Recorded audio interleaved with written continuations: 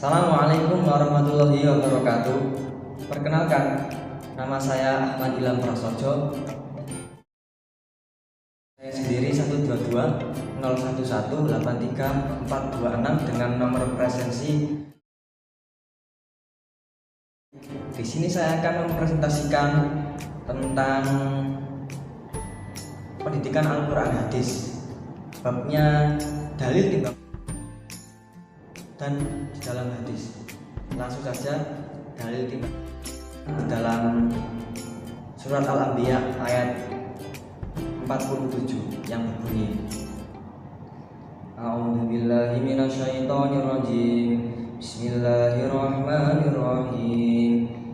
Wa nad'ul mawazinal qista liyaumil qiyamati fala tudlamu nafsun syai'a wa in kana mithqala habatin min khardalin ataina biha wa kafa bina hasibin. Mana ayat tersebut menjelaskan tentang dan kami akan memasang timbangan yang tepat pada hari kiamat, maka tidak seorang pun dirugikan walau sedikit, sekalipun hanya seberat biji sawi, zarah seberat biji sawi, pasti kami mendatangkan pahala, dan cukuplah kami yang membuat perhitungan. Dari ayat tersebut sudah jelas bahwasanya ayat tersebut menjelaskan tentang timbangan amal pada Al-Quran. Jadi dari ayat tersebut para ulama menjelaskan dalam tafsir Al-Madinah Al-Munawwarah, yaitu Syekh Profesor Muhammad Imad Zuhair Al-Hafiz, di mana ayat tersebut ditafsirkan per kata. Ya, yang pertama yaitu wa nad'ul mawazinal qista liyaumil qiyamah, yang artinya wa nad'u, dan kami memasang timbangan yang tepat pada hari kiamat, yakni timbangan yang adil untuk menimbang amal perbuatan para makhluk. Jadi timbangan Allah itu sangat adil bagi para makhluknya. Yang kedua yaitu fala tudlamu nafsun syai'a, fala tudlamu, dan maka tidak adalah dirugikan nafsu seorang barang pun, syai'a sedikit pun, maka tiada dirugikan seorang barang sedikit pun. Jadi Allah itu sangat adil, tidak ada yang dirugikan. Seorang yang beramal baik pun pasti akan dinilai atau ditimbang oleh Allah, walaupun, dan juga amal jelek pun tidak akan menambah keburukannya. Maksudnya itu Allah tidak akan menambah kejelekan atau amal jelek dari seseorang tersebut. Wa in kana mithqala habatin min khardalin, dan jika amalan itu hanya seberat biji sawi pun, artinya amalan kebaikan atau kejelekan walau sedikit pun saja, Allah Maha mengetahui dan Allah Maha tahu segalanya, artinya adil dalam timbangan tersebut. Ataina biha, pasti kami akan mendatangkan pahala. Ya, sama saja, artinya setiap perbuatan dari kita akan bertanggung jawab dengan amalan kita tersebut. Tanggung jawab.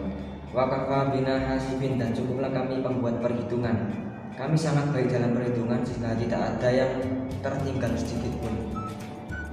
Lalu yang kedua yaitu tafsir Al-Aziz Syekh Profesor Muhammad Wahab Az-Zuhaili, para fikih dan tafsir di Suriah. Allah menggambarkan mengenai ketetapan hukumnya yang adil dan keputusannya yang berimbang, tidak berat sebelah di antara para hambanya. Ketika Allah menghimpun mereka semua di hari kiamat, Allah memasang timbangan-timbangan yang adil bagi mereka. Dalam timbangan itu menjadi tampak jelas, walaupun hanya seberat biji sawi pun. Jadi kita saat melakukan kebaikan terkadang kita bosan sendiri, artinya bosan itu apa ya? Kita seakan-akan kita melakukan kebaikan tersebut sampai kita jenuh melakukan itu, padahal Allah tetap menimbang amalan tersebut. Amalan semua makhluk, tidak peduli itu hewan, semuanya akan diadili oleh Allah semuanya nanti di hari kiamat. Seperti yang dijelaskan di dalam surat Al-Zalzalah ayat 7-8. Bismillahirrahmanirrahim. Faman ya'mal mithqala dzarratin khairan yarah wa may ya'mal mithqala dzarratin syarran yarah. Yang artinya barang siapa yang mengerjakan kebaikan seberat zarah pun, biji sawi yang kecil tadi, niscaya dia akan melihat balasannya, Allah akan melihat. Dan barang siapa yang mengerjakan kejahatan seberat zarah pun, niscaya dia, seseorang yang melakukan kejahatan pun, akan melihat balasannya pula. Artinya setiap orang bertanggung jawab atas yang mereka kerjakan. Allah akan tinggal kita saja, Allah yang mengadilinya. Dan yang kedua yaitu mengenai surat Al-Anbiya ini, yaitu surat Makkiyah atau Madinah. Dalam surat Al-Anbiya ayat surat ke-21 dalam Al-Quran, surat yang terdiri dari 112 ayat ini termasuk golongan surat Makkiyah, yaitu yang diturunkan di Mekah. Nama Al-Anbiya diambil dari bahasa Arab, yaitu yang artinya Anbiya, nabi-nabi. Digunakan karena surat ini mengutarakan kisah beberapa orang nabi. Permulaan surat Al-Anbiya menegaskan bahwa manusia lalai dalam menghadapi hari hisab. Langsung yang kedua yaitu kemudian berhubungan adanya pengingkaran kaum musyrik Mekah terhadap wahyu yang diberikan Nabi Muhammad. Ya, langsung saja yang ketiga yaitu B, hikmah dan kesimpulan. Jadi kesimpulan dari ayat tersebut yaitu Allah tidak pernah lengah dan mengawasi hamba-hambanya. Artinya Allah itu, kita kan diajarkan Nabi yang artinya ihsan, yaitu Allah melihat kita seakan-akan kita ini dilihat Allah, ihsan. Jadi seharusnya kita ini ya terkata gimana ya, selalu diawasi Allah lah, pokoknya gitu. Terus Allah juga mempunyai malaikat yang mencatat amal-amal dari kita, amal kebaikan maupun kejahatan dari kita. Pada hakikatnya tidak perlu malaikat, Allah pun bisa untuk mengawasi kita dan mencatat atau menimbang keadilan kita. Namun itu adalah sebuah sunatullah atau ketetapan Allah, biasa Allah. Yang kedua yaitu dalil dari hadis Bismillahirrahmanirrahim, yang artinya ada dua kalimat yang amat dicintai Allah yang Maha Pemurah, ringan untuk diucapkan tetapi berat dalam timbangan neraca mizan. Kalimat itu yaitu Subhanallah bihamdihi subhanallahil adzim, dari hadis dari Abu Hurairah yang diriwayatkan oleh Imam Bukhari. Kalimatani khafifatani alal lisan sakilatani fil mizan habibatani ila rahman subhanallah wa bihamdihi subhanallahil adzim. Itu hadisnya. Ya, yang itu yang pertama tersebut adalah berat amal perbuatan. Yang kedua itu berat pelaku perbuatan. Ada yang mengatakan ulama itu berat pelaku perbuatan, yaitu pada hari kiamat nanti ada seorang yang pria bertubuh besar dan gemuk.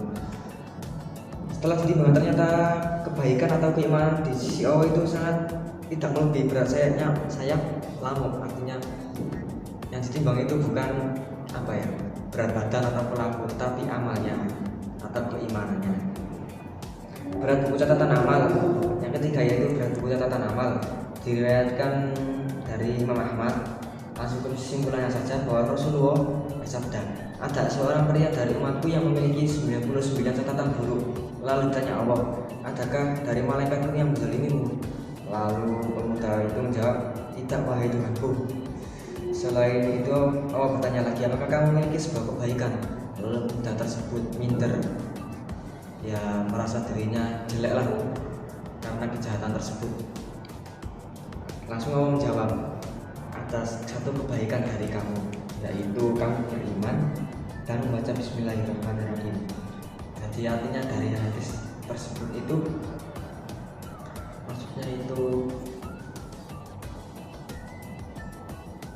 kita harus bersyukur pada Allah Subhanahu wa taala karena diberikan oleh Allah keimanan, nikmat iman, di mana nikmat ini sangat agung atau besar sekali. karena itu adalah nikmat iman itu adalah kunci dari surga. Kunci surga itu iman. Artinya jika kita tidak beriman kepada Allah, jika tidak percaya kepada Allah seperti orang non muslim, maka kita akan masuk surga, karena sejatinya surga itu bagi orang-orang yang beriman. Walaupun amalan kita jelek, seperti orang yang tadi, amalan kita jelek, hanya ya semoga saja kita dimasukkan surganya Allah seperti yang dijelaskan dalam hadis tersebut, bahwa orang tersebut banyak kejahatan, lalu kok bisa dimasukkan ke surganya Allah. Sejatinya surga itu adalah rahmat atau kasih sayang Allah kepada hamba-hambanya, bukan amalan dari kita. Jadi kita harus bersyukur sekali kepada Allah karena nikmat iman. Dengan iman mengantarkan kita surga, dengan kafir akan mengantarkan kita ke neraka. Tidak percaya Allah tadi, ya tidak menang. Surga dan neraka adalah hak prerogatif Allah. Maksudnya itu ya syarat surga yaitu iman tadi.